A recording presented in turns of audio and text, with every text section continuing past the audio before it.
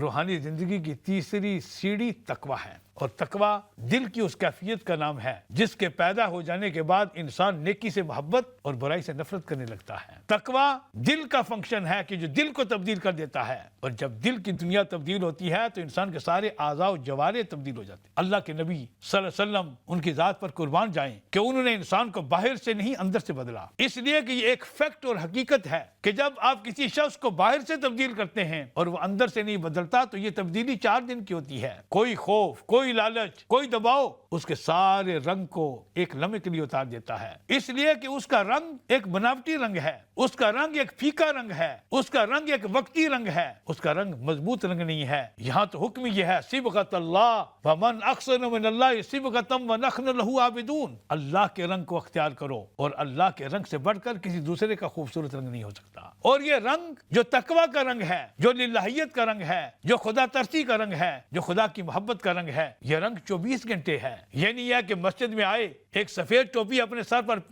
رکھ لی، ایک جبہ پہن لیا، تسبیح ہاتھ میں پکڑ لی، چند لمحے کے لیے اللہ کا خوف اور اللہ کی محبت دل میں جاگزی ہو گئی۔ نہیں، آپ اللہ کے گھر میں ہیں، پھر بھی وہی تقویٰ، پھر بھی وہی للہیت، پھر بھی وہی خوف خدا، پھر بھی وہی خوف مصطفیٰ، پھر بھی وہی اللہ کے نبی صلی اللہ علیہ وسلم سے محبت، پھر بھی وہی تقویٰ کی زندگی۔ آپ گھر میں ہیں یا بازار میں ہیں، آپ مسجد میں ہیں یا منصب خلافت پر تشریف فرما ہیں، آپ امیر ہیں یا آپ غریب ہیں، آپ آقا ہیں یا آپ غلام ہیں، آپ مرد ہیں یا آپ عورت ہیں، آپ جو بھی ہیں، جہاں بھی ہیں، جس لمحے بھی ہیں، زندگی کے شعور کے سانس سے لے کر اپنی زندگی کے آخری سانس تک اگر آپ ایمان اور اطاعت اور تقویٰ کی زندگی اختیار کیے ہوئے ہیں تو آپ روحانی زندگی کے مرحلوں کو طے کر رہے ہیں۔ اسی لیے نبی کریم صلی اللہ علیہ وآلہ وسلم نے ارشاد فرمایا التقویٰ ہاؤنا واشار الی صدرہ، فرمایا جانتے ہو تقویٰ کدھر ہے؟ اگر کوئی شخص تمہارے سامنے 5-6 فٹ کا انسان کھڑا ہے، اگر دیکھنا چاہتے ہو کہ اس کا تقویٰ کدھر ہے تو آقا سے فرمایا آؤ میں بتاتا ہوں، التقویٰ ہاؤنا، تقویٰ ادھر ہے، واشار الی صدرہ،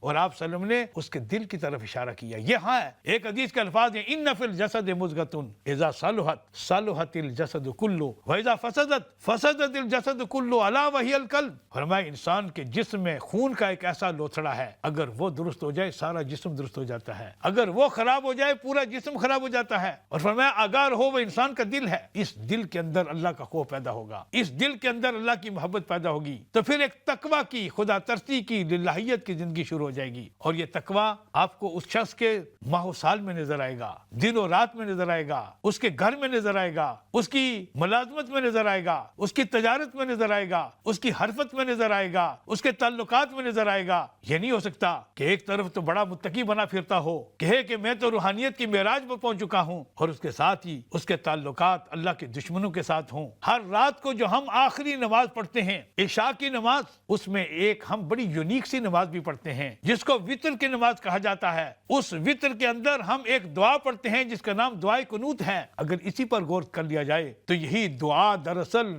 روحانیت کی معراج ہے کہ جو ہمیں یہ سکھا رہی ہے کہ اے اللہ میں تیرے اوپر ایمان بھی لایا ہوں، میں تیری تعریف بھی کر رہا ہوں، میں تیری تمجید بھی بیان کر رہا ہوں، میں تیرا شکر بھی ادا کر رہا ہوں، میں تجھ پر توکل اور بھروسہ بھی کر رہا ہوں۔ اور اس کے ساتھ ایک جملہ بڑا قابل غور ہے وَنَخْلَعُ وَنَتْرُكُ مَنْ يَفْجُرُكَ، اے اللہ میں انہیں چھوڑ رہا ہوں اور ان سے الگ ہو رہا ہوں کہ جو تیرے نافرمان ہیں۔ تو اس کے تعلقات کی بنیاد بھی یہی تقویٰ ہوگی، یہی للہیت ہوگی، یہی ایمان ہوگا، یہی اطاعت رسول صلی اللہ علیہ وسلم اور حکم الہی کی فرمانبرداری ہوگی۔ مزید اسلامی ویڈیو دیکھنے کے لیے ہمارے چینل کو لائک اور سبسکرائب کرنا مت بھولیے گا۔